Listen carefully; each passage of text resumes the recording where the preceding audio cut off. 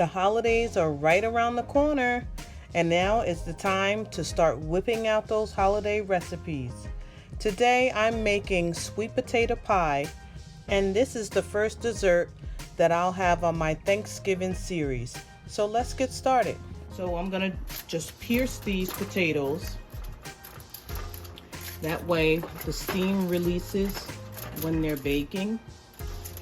And I'm gonna put them in the oven at 350 degrees for 1 hour.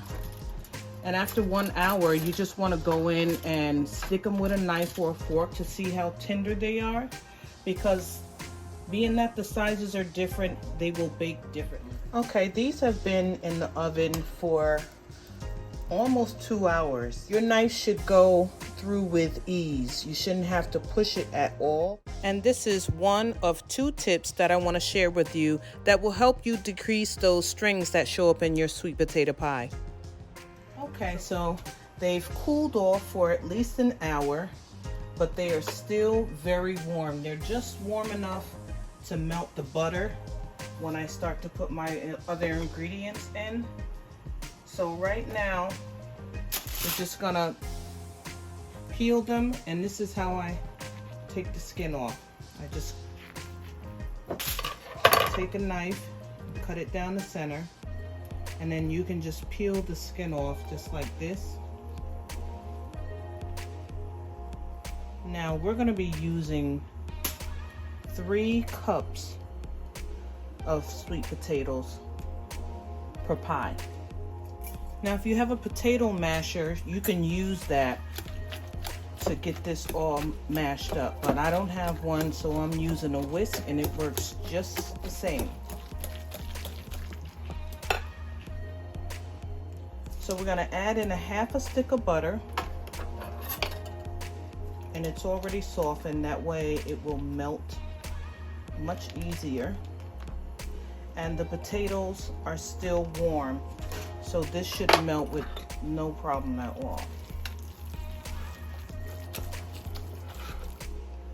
This recipe calls for 1/3 of a cup of brown sugar. And just tack it in. 1/3 of a cup of white sugar. And after you get this all mixed in, you still need to taste it, because sometimes your sweet potatoes are not as sweet as they are at other times. Sometimes you may have some really sweet potatoes and you don't need as much sugar. Other times you have to add more sugar and other ingredients as well. You will need a half a teaspoon of salt,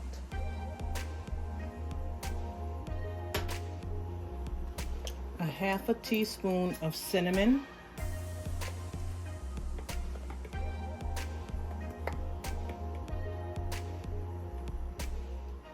a 1/4 of a teaspoon of nutmeg,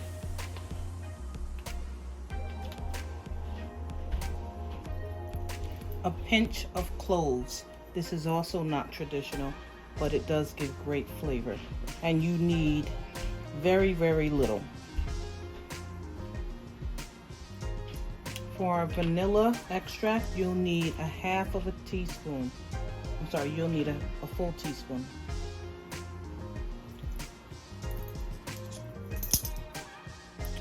For our evaporated milk, I'm going to start with 1/3 of a cup, and if I need more, then I'll just add it. I'll add it later. And the last thing you will need is 2 tablespoons of all-purpose flour. This will give it a lot of creaminess when it bakes up. So you just want to give it a stir. Make sure everything is well incorporated before you put this in your pan. Okay, I'm gonna give it a taste and see how it tastes. Okay, these potatoes have very little flavor to them. So I'll be adding another 1/4 cup of white sugar, a half a teaspoon of vanilla extract, and another 1/4 teaspoon of salt. Okay, so for our crust, I'm using some Pillsbury pie crust.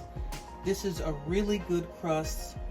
It tastes homemade. Nobody knows that you didn't make your own dough. So this is what I'm using today.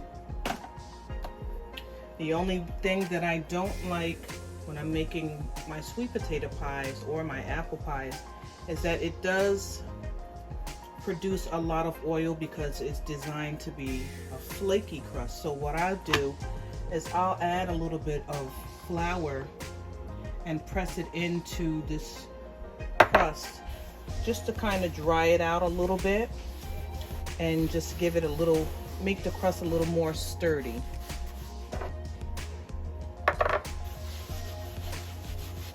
And I don't roll this out because I like the thickness of it. I don't want to thin it out. I like a lot of crust in my sweet potato pie.